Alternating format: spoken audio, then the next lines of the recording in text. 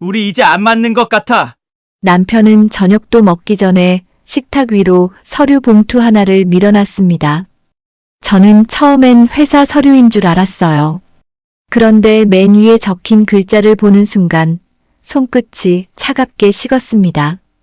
이혼 합의서. 재산은 반반 나누자. 남편은 마치 오래된 가전제품 하나 정리하자는 듯이 말했죠. 저는 25에 결혼해 44이 될 때까지 남편 공부 뒷바라지를 했고 아이 둘을 키우며 제 경력을 내려놓았습니다.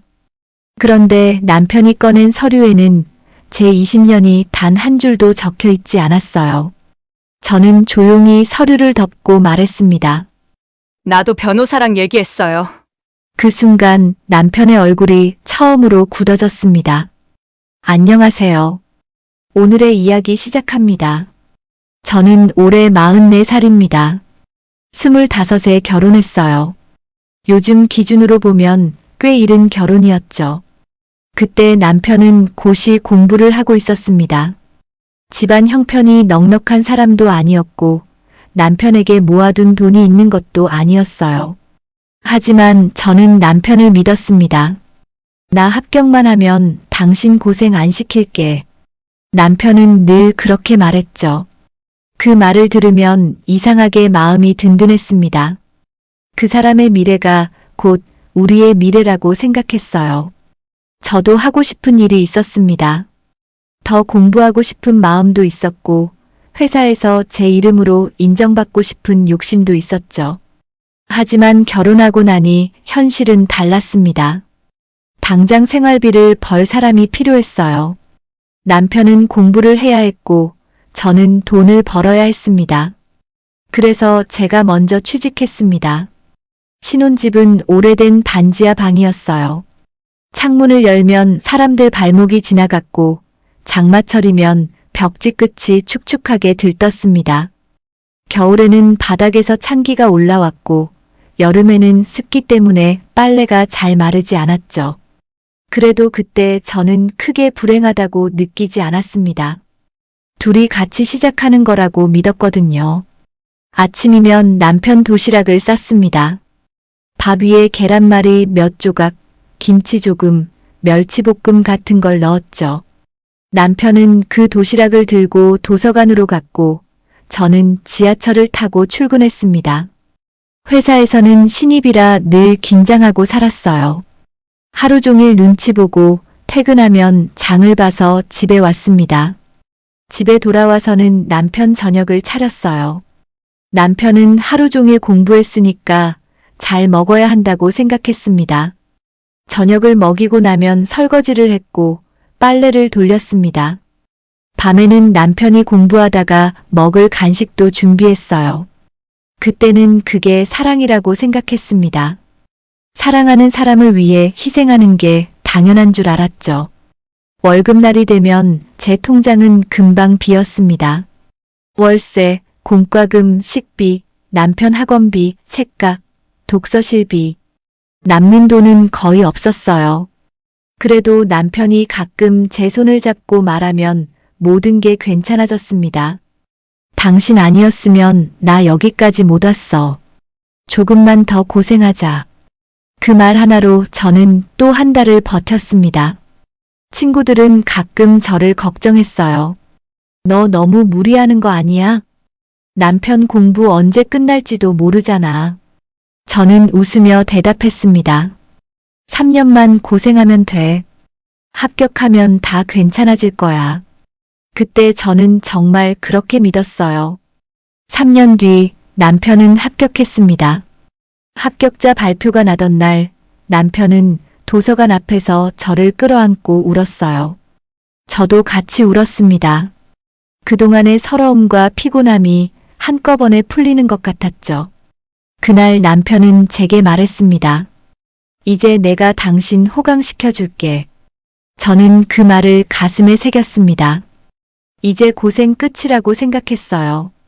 이제 남편이 제 손을 잡고 앞으로 나아갈 거라고 믿었습니다. 하지만 인생은 그렇게 단순하지 않았습니다. 남편이 합격한 뒤에도 고생은 끝나지 않았어요. 연수, 발령, 적응, 회식, 승진 준비. 남편에게는 늘 새로운 이유가 생겼습니다. 저는 그때마다 또 참았습니다. 공부할 때는 공부 때문에 참았고, 직장에 들어간 뒤에는 적응 때문에 참았어요. 승진을 준비할 때는 승진 때문에 참았습니다. 그렇게 참는 일이 제 역할처럼 굳어졌습니다. 처음엔 몰랐어요. 제가 아내로 살고 있는지, 남편 인생을 밀어주는 사람으로만 살고 있는지 구분하지 못했습니다. 그땐 그게 사랑이라고 믿었으니까요. 남편이 직장에 들어간 뒤 우리 형편은 조금씩 나아졌습니다. 반지하를 벗어나 작은 전셋집으로 옮겼고 냉장고도 새로 샀어요. 남편 월급이 들어오던 첫 달 저는 정말 기뻤습니다. 드디어 우리도 조금 숨통이 트이겠구나 싶었죠. 하지만 남편은 생각보다 바빴습니다. 새벽에 나가 밤늦게 돌아오는 날이 많았어요. 회식도 잦았고 주말에도 회사 일이라는 이유로 집을 비웠습니다. 저는 여전히 일을 하고 있었습니다. 처음에는 저도 제 경력을 놓고 싶지 않았어요. 회사에서 인정받고 싶었고 제 이름으로 살아가고 싶었습니다. 그런데 첫째를 임신하면서 상황이 달라졌습니다. 회사에서는 말로는 축하한다고 했지만 눈빛은 달랐어요. 출산휴가 쓰면 업무 공백이 큰데 괜찮겠어요? 복귀는 확실히 하실 거죠? 아이 낳고 나면 예전처럼 일하기 힘들 텐데요. 그 말들이 하나하나 부담으로 쌓였습니다. 그래도 저는 버티려고 했습니다. 하지만 아이를 낳고 나니 현실은 더 혹독했어요. 밤마다 아이는 울었고 저는 제대로 자지 못했습니다. 남편은 피곤하다며 다른 방에서 잤어요. 처음엔 이해했습니다. 남편도 직장 생활을 해야 하니까요. 그런데 아이가 열이 39도까지 올라 응급실에 간 날도 남편은 전화를 받지 않았습니다. 밤새 아이를 안고 병원 의자에 앉아 있었어요. 새벽이 지나고 아침이 되어서야 남편에게 전화가 왔죠. 어제 회식이 길어졌어. 애는 괜찮아? 저는 그때 화를 내지 못했습니다. 그저 피곤해서 눈물만 났어요. 아이를 낳고 복직을 했지만 오래 버티지 못했습니다. 출근 전에는 아이를 맡기느라 뛰어다녔고 회사에서는 밀린 업무를 처리했습니다. 퇴근 후에는 다시 아이를 데리러 가고 집에 와서 밥을 차리고 빨래를 했어요. 남편은 늘 늦었습니다. 제가 조금만 힘든 표정을 지으면 남편은 이렇게 말했습니다. 지금은 당신이 애 보는 게 낫지 않아? 내가 밖에서 더 벌어올게. 그 말이 처음에는 현실적인 판단처럼 들렸습니다. 저도 지쳐 있었고 아이도 엄마 손이 많이 필요한 때였으니까요. 결국 저는 회사를 그만뒀습니다. 그날 퇴사 서류에 서명하면서 마음 한구석이 이상하게 허전했어요. 그 회사가 제 전부는 아니었지만 제 이름으로 출근하던 시간이 사라지는 느낌이었습니다. 하지만 누구에게도 그런 말을 하지 못했습니다. 엄마니까 당연한 선택이라고 생각했어요. 몇 년 뒤 둘째가 태어났습니다. 그때부터 제 하루는 완전히 아이들 중심으로 돌아갔어요. 새벽 수유, 이유식, 어린이집 등원, 병원, 장보기, 청소, 빨래. 하루가 끝나면 제 몸도 같이 꺼지는 것 같았습니다. 남편은 점점 회사에서 자리를 잡아갔습니다. 승진도 했고 연봉도 올랐어요. 주변 사람들은 저를 보며 말했습니다. 남편 잘 만나서 좋겠다. 그래도 남편이 능력 있으니까 편하겠네. 저는 웃었습니다. 그 자리에서 무슨 말을 하겠어요. 그 능력 뒤에 제 시간이 있습니다. 제 경력도 있고 제 잠도 있고 제 젊음도 있어요. 그렇게 말할 수는 없었죠. 그 대신 저는 그냥 웃었습니다. 아이들이 학교에 들어가고 나서는 또 다른 일이 시작됐습니다. 숙제, 준비물, 상담, 학원, 병원, 학부모 모임. 남편은 그런 일에 거의 관여하지 않았습니다. 제가 무슨 말을 하면 남편은 늘 이렇게 말했어요. 당신이 알아서 잘하잖아. 처음에는 그 말이 칭찬인 줄 알았습니다. 그런데 시간이 지나고 보니 책임을 넘기는 말이더군요. 제가 알아서 잘하니까 남편은 신경 쓰지 않아도 된다는 뜻이었습니다. 생활비가 빠듯할 때는 파트타임 일을 했습니다. 마트 계산대에서도 일했고 동네 카페 오전 근무도 했어요. 학원 보조로 아이들 문제집을 정리한 적도 있습니다. 짧은 시간 일하고 돌아와 다시 엄마와 아내로 돌아갔습니다. 제 월급은 작았지만 그 돈도 아이들 학원비와 생활비에 보탰어요. 남편은 가끔 말했습니다. 그 돈 얼마나 된다고 그렇게 고생해. 그 말이 듣기 싫었습니다. 금액은 작아도 제 노동이었고 제 시간이었으니까요. 그러던 어느 날 남편이 말했어요. 이제 당신은 그냥 집에 있어. 괜히 밖에서 고생하지 말고. 저는 그게 배려인 줄 알았습니다. 남편이 드디어 내 고생을 알아주는구나 싶었어요. 하지만 지금 생각해보면 그 말은 배려만은 아니었습니다. 제가 경제적으로 더 작아지는 시작이었어요. 그리고 남편은 아마 그걸 알고 있었던 것 같습니다. 남편은 어느 순간부터 달라졌습니다. 처음엔 아주 작은 변화였습니다. 집에 늦게 들어오는 날이 많아졌고 휴대폰을 항상 뒤집어 놓기 시작했어요. 제가 옆에 가면 화면을 끄는 일도 생겼죠. 전에는 그래도 하루에 있었던 일을 조금은 이야기했습니다. 회사에서 누가 승진했다. 어떤 부서가 바뀐다. 상사가 까다롭다. 그런 시시한 이야기라도 했어요. 그런데 어느 순간부터 남편은 말을 아꼈습니다. 오늘 늦어? 응. 저녁은? 먹고 가. 주말엔 쉬어. 봐서. 대화가 점점 짧아졌습니다. 같은 집에 살고 있는데 저는 남편의 하루를 전혀 모르게 됐어요. 아이들도 아빠 눈치를 보기 시작했습니다. 첫째가 중학생이 되었을 때 조심스럽게 물었어요. 엄마, 아빠는 왜 우리랑 밥 잘 안 먹어? 저는 잠깐 말을 잃었습니다. 아빠가 바빠서 그래. 그 말밖에 할 수 없었어요. 하지만 저도 알고 있었습니다. 바쁘다는 말이 늘 진짜 이유는 아니라는 걸요. 남편은 집에 와도 소파에 앉아 휴대폰만 봤습니다. 아이들이 학교 이야기를 해도 대충 고개만 끄덕였어요. 제가 학원 상담 이야기를 꺼내면 이렇게 말했습니다. 그런 건 당신이 알아서 하잖아.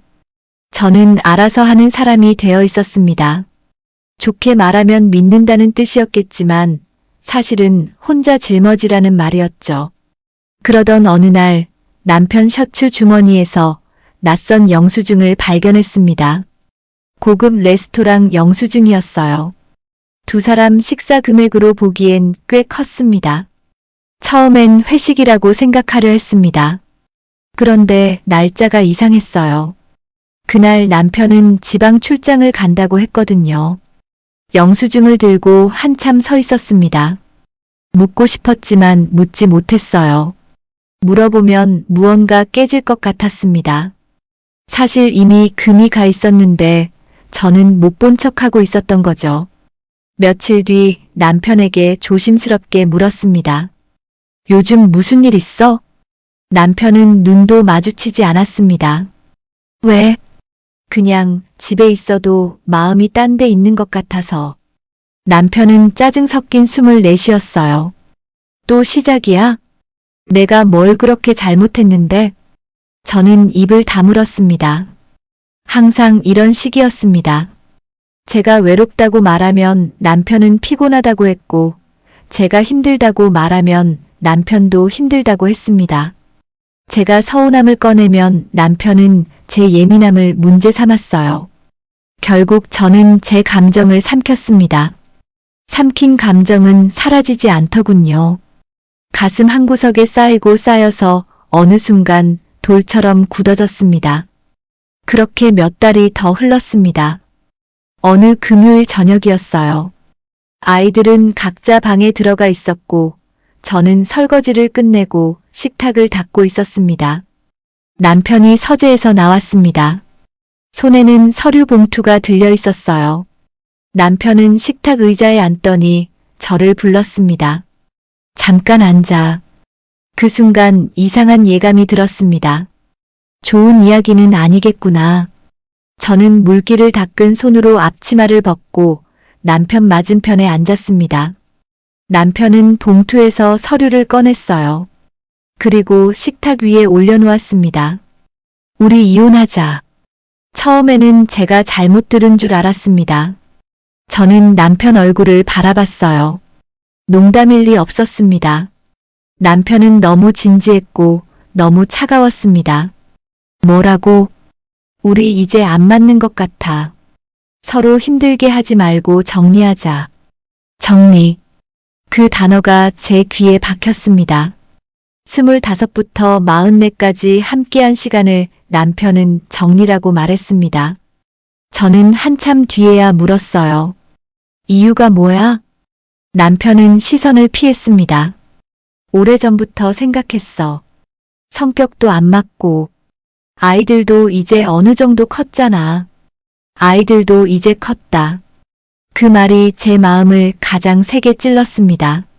제가 젊음 다 써서 아이들을 키워놓으니 이제 남편은 자기 인생을 살겠다는 말처럼 들렸어요.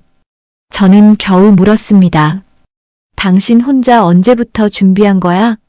남편은 대답 대신 서류 한 장을 제 앞으로 밀었습니다. 재산은 반반 나누자. 변호사랑 얘기했어. 그 순간 제 안에서 무언가 조용히 끊어졌습니다. 남편이 내민 서류는 생각보다 자세했습니다. 집, 예금, 보험, 차량, 대출. 항목별로 정리되어 있었어요. 남편은 이미 오래전부터 준비한 사람처럼 보였습니다. 반면 저는 그 자리에서 처음 통보받은 사람이었죠. 남편은 담담하게 설명했습니다. 집은 팔고 대출 정리한 뒤에 남는 돈 반씩 나누면 돼.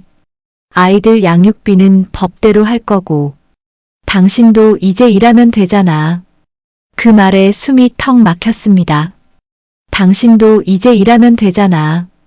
44의 나이에 20년 가까운 경력 공백이 있는 사람에게 남편은 너무 쉽게 말했어요. 마치 제가 그동안 놀고 있었던 것처럼요. 저는 서류를 천천히 넘겼습니다. 종이 위에는 숫자가 있었습니다. 그런데 제 삶은 없었어요. 남편이 고시 공부하던 시절 제가 번 돈으로 낸 학원비가 없었습니다. 남편 책값과 독서 실비도 없었어요. 아이 둘을 낳고 키우며 포기한 경력도 없었습니다. 시댁제사, 병간호, 아이 병원, 학교 상담, 집안일도 없었죠. 그저 집값과 예금, 대출 숫자만 있었습니다. 남편은 숫자로 자기에게 유리한 계산을 해온 겁니다. 저는 조용히 물었습니다. 언제부터 준비했어? 남편은 잠시 멈칫했어요. 그게 중요해. 중요하지. 나는 오늘 처음 듣는데 당신은 변호사까지 만나고 서류까지 만들었잖아. 남편은 불편한 얼굴로 말했습니다. 감정적으로 굴지 말자. 서로 좋게 끝내자는 거야. 저는 남편을 똑바로 바라봤습니다. 좋게? 당신이 말하는 좋게가 뭐야? 당신은 다 준비해놓고 나한테 도장만 찍으라는 거잖아. 남편은 목소리를 낮췄습니다. 싸우자는 게 아니야. 그럼 이 서류는 뭐야? 내가 생각할 시간도 없이 내민 이혼 합의서는 뭐냐고. 남편은 입을 다물었습니다. 저는 서류를 다시 봉투에 넣었습니다. 그리고 말했어요. 나 이거 지금 안 봐. 내가 제대로 알아보고 다시 얘기할게. 남편의 표정이 살짝 변했습니다. 아마 제가 울거나 매달릴 거라고 생각했을 겁니다. 아니면 화를 내다가 결국 지쳐서 서명할 거라고 예상했겠죠. 하지만 이상하게도 그 순간 저는 울지 않았습니다. 너무 큰 충격을 받으면 눈물도 바로 나오지 않더라고요. 저는 방으로 들어가 문을 닫았습니다. 침대에 앉아 한참 벽만 바라봤어요. 머릿속에서 지난 20년이 빠르게 지나갔습니다. 반지하 신혼집, 남편 도시락, 고시 학원비, 첫째가 열이 나던 밤, 둘째가 폐렴으로 입원했던 겨울, 남편 승진 축하 자리, 시댁 제사, 아이들 운동회, 제가 포기했던 면접, 제가 접었던 공부, 전부 떠올랐습니다. 그 많은 시간 끝에 남편이 내민 건 이혼 합의서 한 장이었어요. 그날 밤 저는 거의 잠을 자지 못했습니다. 새벽이 되어서야 조용히 노트북을 켰어요. 검색창에 단어들을 입력했습니다. 이혼 재산 분할, 전업주부 기여도, 배우자 고시 뒷바라지, 육아 경력 단절. 검색 결과를 보면서 제 손이 떨렸습니다. 제가 아무것도 모르면 제 20년도 아무것도 아닌 것으로 처리될 수 있다는 걸 그때 처음 알았습니다. 다음 날 아침 저는 변호사 상담 예약을 잡았습니다. 처음으로 남편이 아니라 저를 위해 움직이기 시작한 날이었죠.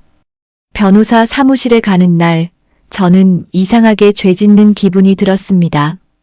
아직 이혼한 것도 아니고 아직 아무 결정도 하지 않았는데도 마음이 불편했어요.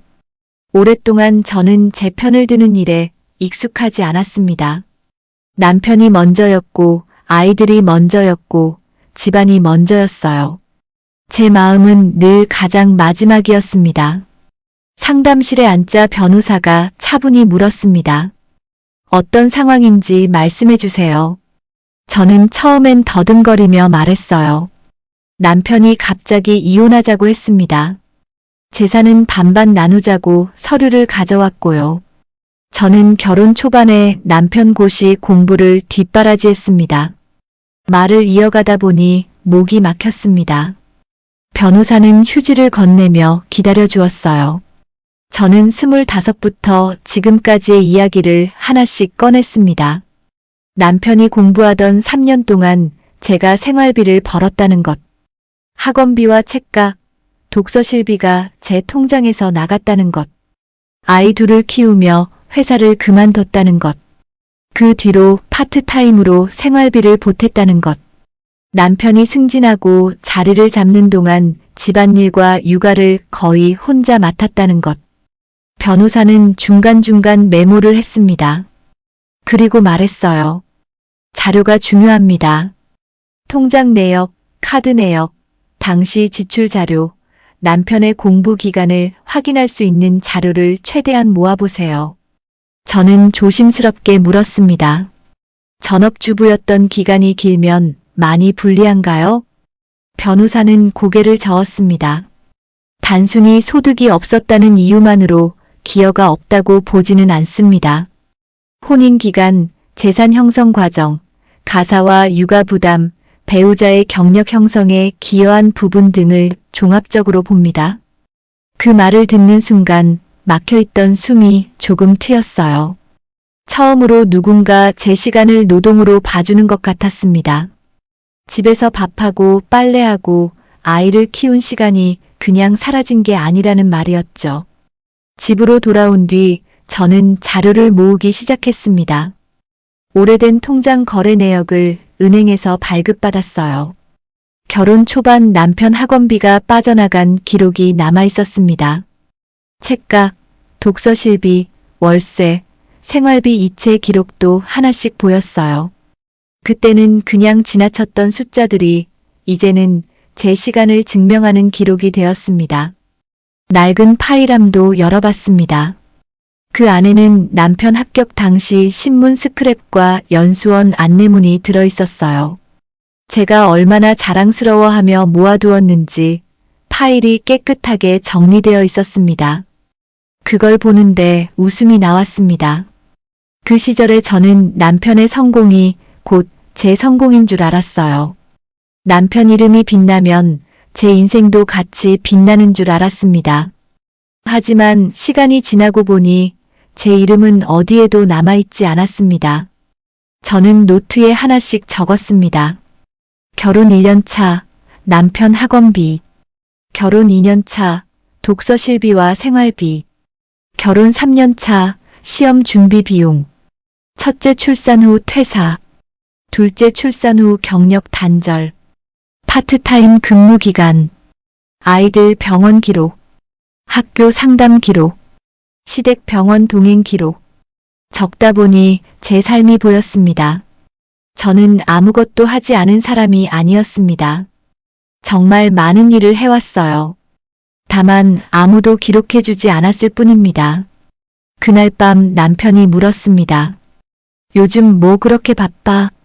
저는 조용히 대답했어요. 내일 정리하고 있어. 남편은 비웃듯 말했습니다. 이혼 서류 하나 검토하는데 뭘 그렇게 오래 걸려? 저는 남편을 바라봤습니다.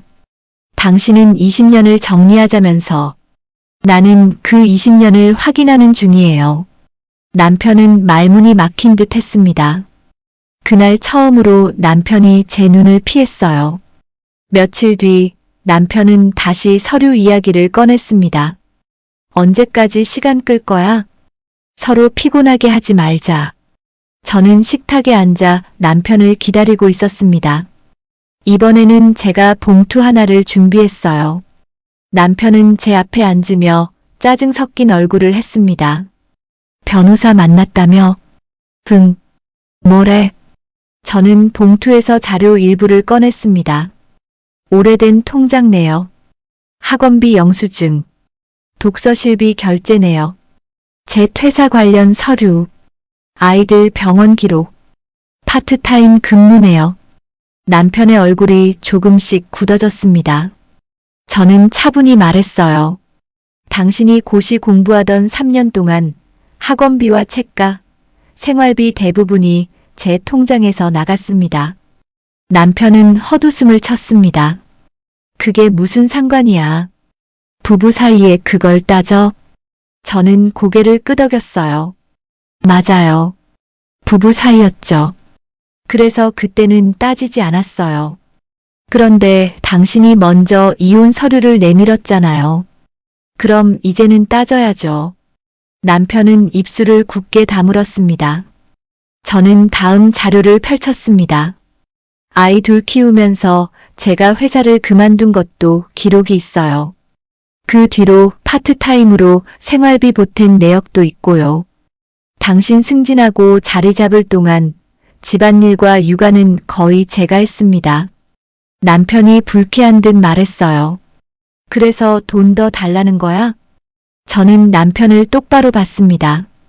돈 더 달라는 게 아니에요. 제 몫을 제대로 받겠다는 겁니다. 그 말은 제게도 낯설었습니다. 하지만 말하고 나니 이상하게 힘이 생겼어요. 남편은 제 앞에 자료들을 훑어봤습니다. 예전 같으면 대충 넘겼을 겁니다. 하지만 이번에는 쉽게 넘기지 못했어요. 종이에 숫자가 있었고, 날짜가 있었고, 제 시간이 남아 있었으니까요. 남편은 낮은 목소리로 말했습니다. 당신이 변했네. 저는 조용히 대답했어요. 아니요. 이제야 제 말을 하는 거예요. 그 순간 남편 얼굴에 처음으로 당황한 기색이 떠올랐습니다. 아마 남편은 제가 이렇게 나올 거라고 생각하지 못했을 겁니다. 저는 늘 참는 사람이었으니까요. 시끄러운 걸 싫어했고 아이들 앞에서 싸우는 것도 싫어했습니다. 남편은 그걸 제 약점으로 알고 있었던 것 같아요. 하지만 참는 것과 모르는 것은 다릅니다. 침묵하는 것과 포기하는 것도 다르죠. 저는 이어서 말했습니다. 이혼은 할 수 있어요. 붙잡고 싶지도 않습니다. 그런데 당신 마음대로 정리되지는 않을 거예요. 남편은 의자를 뒤로 밀었습니다. 협박이야? 아니요. 확인이에요. 내가 이 집에서 어떤 시간을 살았는지 당신이 잊은 걸 확인시키는 겁니다. 남편은 더 이상 말을 잇지 못했습니다. 그날 이후 남편의 태도는 달라졌어요. 처음처럼 쉽게 서명하라고 압박하지 못했습니다. 대신 자신의 변호사를 통해 연락하겠다고 했죠. 저도 그렇게 하라고 했습니다. 마음은 떨렸지만 물러서고 싶지는 않았어요. 아이들에게도 조심스럽게 이야기했습니다. 상처를 줄까봐 많이 망설였죠. 하지만 아이들은 이미 집안 분위기를 알고 있었습니다. 첫째가 말했어요. 엄마도 엄마 인생 생각해. 그 말을 듣는데 눈물이 났습니다. 제가 지키려고 했던 아이가 어느새 저를 지켜주고 있었어요. 둘째는 조용히 제 손을 잡았습니다.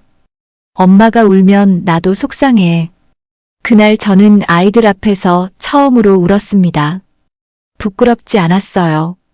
오히려 오래 참았던 마음이 조금 풀렸습니다.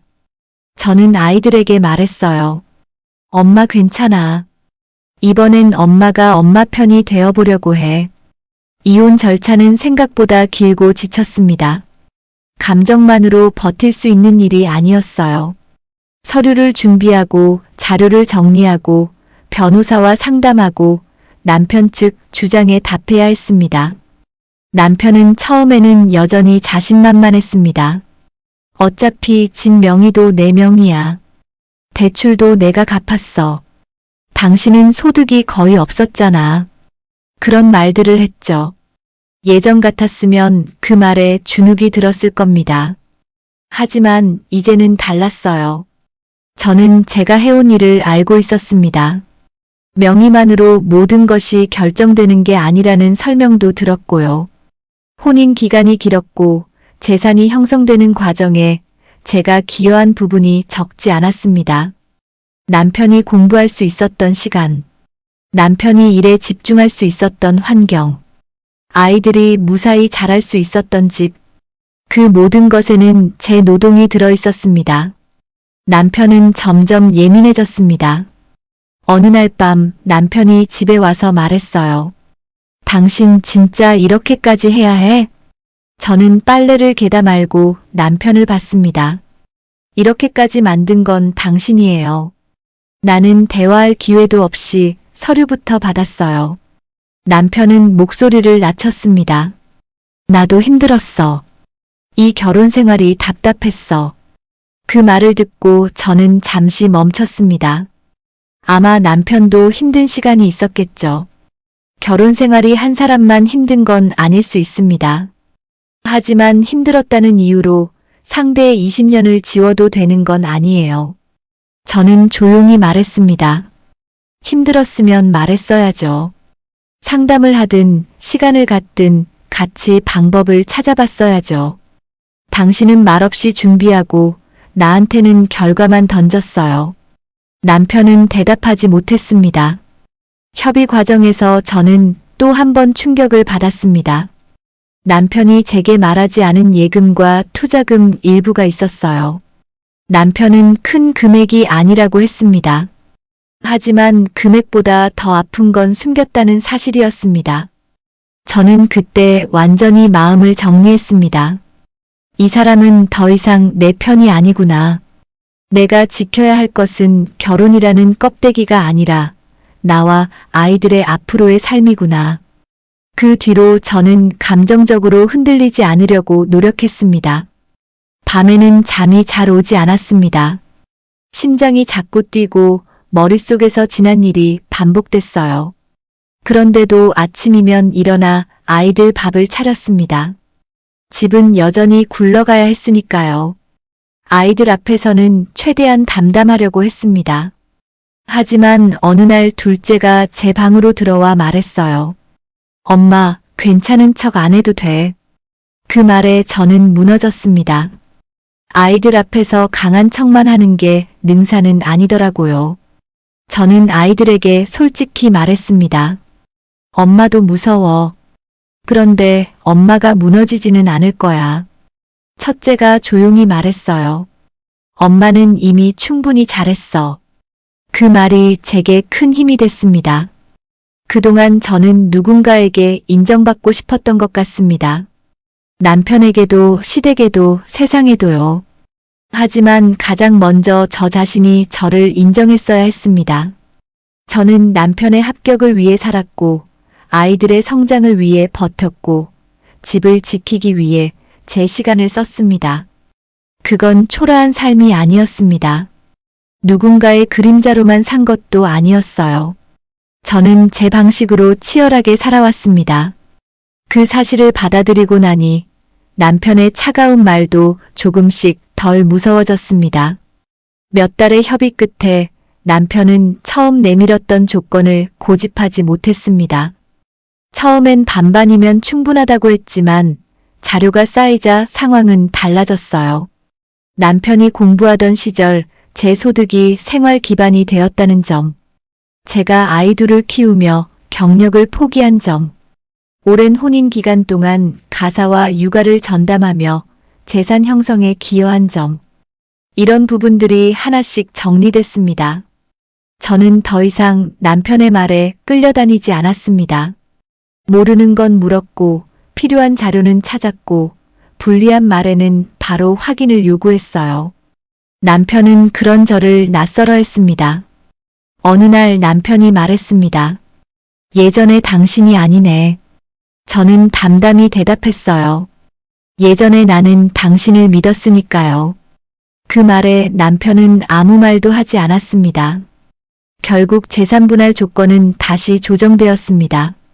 제가 처음 남편이 내민 합의서에 서명했다면 절대 받지 못했을 조건이었죠. 물론 그 과정이 쉽지는 않았습니다. 서류 한 장을 볼 때마다 손이 떨렸고 남편과 마주 앉을 때마다 속이 뒤집혔어요. 하지만 이상하게도 시간이 갈수록 제 안에 단단한 무언가가 생겼습니다. 저는 더 이상 버려진 사람이 아니었습니다. 제 몫을 요구하는 사람이었어요. 이혼이 마무리되던 날, 저는 법원 밖 벤치에 한참 앉아 있었습니다. 날씨는 맑았고 사람들은 평소처럼 바쁘게 걸어가고 있었어요. 제 인생이 무너진 것 같은 날인데 세상은 아무렇지 않게 돌아가고 있었습니다. 그게 이상하게 서럽기도 하고 위로가 되기도 했어요. 그래, 나도 다시 돌아가면 되는구나. 내 인생도 다시 움직이면 되는구나. 집으로 돌아오니 아이들이 저를 기다리고 있었습니다. 첫째는 말없이 제 가방을 받아줬고, 둘째는 식탁 위에 컵라면이 아니라 김치볶음밥을 만들어 놨습니다. 조금 탔더라고요. 그래도 세상에서 제일 맛있는 밥 같았습니다. 둘째가 물었어요. 엄마, 이제 괜찮아? 저는 잠시 생각하다가 대답했습니다. 완전히 괜찮지는 않아. 근데 이제 괜찮아지는 중이야. 그날 밤 저는 오래된 서랍을 정리했습니다. 남편 합격 당시 스크랩도 있었고 결혼 초반 사진도 있었어요. 사진 속 저는 참 젊었습니다. 환하게 웃고 있었고 남편 옆에서 세상 다 가진 사람처럼 보였죠. 그 사진을 버리지는 않았습니다. 그 시간도 제 인생이었으니까요. 다만 더 이상 그 시간에 매달리지는 않기로 했습니다. 저는 다음 날부터 다시 일을 알아보기 시작했습니다. 처음부터 좋은 조건을 기대하진 않았어요. 경력 공백이 길었고 나이도 적지 않았습니다. 하지만 예전과 다른 점이 하나 있었습니다. 이번엔 누구를 뒷바라지하기 위해서가 아니라 저를 위해 시작하는 일이었어요. 동네 작은 사무실에서 시간제 일을 시작했습니다. 처음엔 컴퓨터 프로그램도 낯설고 젊은 직원들 사이에서 눈치도 보였습니다. 실수도 했어요. 집에 돌아와 울었던 날도 있습니다. 하지만 월급이 처음 들어온 날, 저는 한참 통장 화면을 바라봤습니다. 금액은 크지 않았습니다. 그런데 이상하게 가슴이 벅찼어요. 이 돈은 온전히 제 이름으로 다시 시작한 첫 기록이었습니다. 아이들과 작은 케이크를 샀습니다.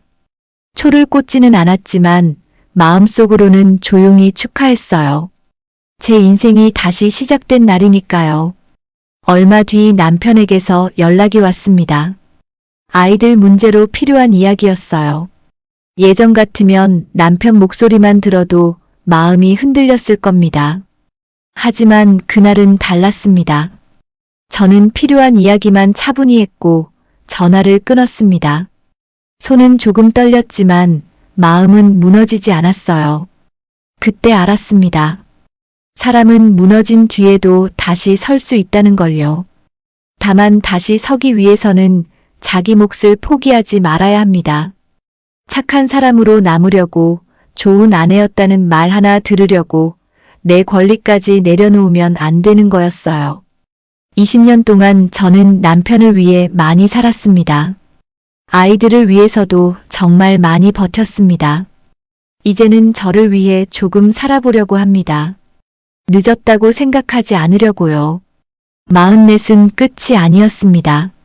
누군가의 아내로만 불리던 시간이 끝났을 뿐, 제 이름으로 사는 시간은 이제 다시 시작된 거니까요. 저는 아직도 그날 식탁 위에 놓인 이혼 합의서를 기억합니다. 남편의 차가운 목소리도 잊히지 않아요. 재산은 반반 나누자. 그 말 속에는 제 20년이 없었습니다. 남편의 공부를 뒷바라지한 시간도, 아이들을 키우며 포기한 경력도, 밤마다 혼자 견딘 외로움도 없었죠. 하지만 제가 제 시간을 기억하고 있었습니다. 제가 저를 증명하기 시작하자 상황은 달라졌습니다.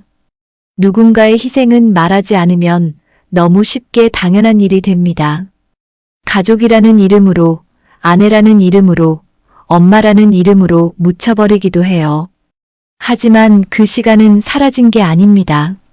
분명히 살아낸 시간이고 기여한 시간이며 존중받아야 할 시간입니다. 이혼을 선택하든 결혼을 지키든 가장 중요한 건 나 자신을 잃지 않는 일이라고 생각합니다. 상대가 내 삶을 한 장의 서류로 정리하려 할 때 적어도 나는 내 시간을 기억해야 합니다. 그리고 필요하다면 말해야 합니다. 내 몫은 제대로 받겠습니다. 여러분이라면 20년을 함께한 배우자가 갑자기 이혼 서류를 내밀었다면 그 자리에서 어떻게 하셨을까요?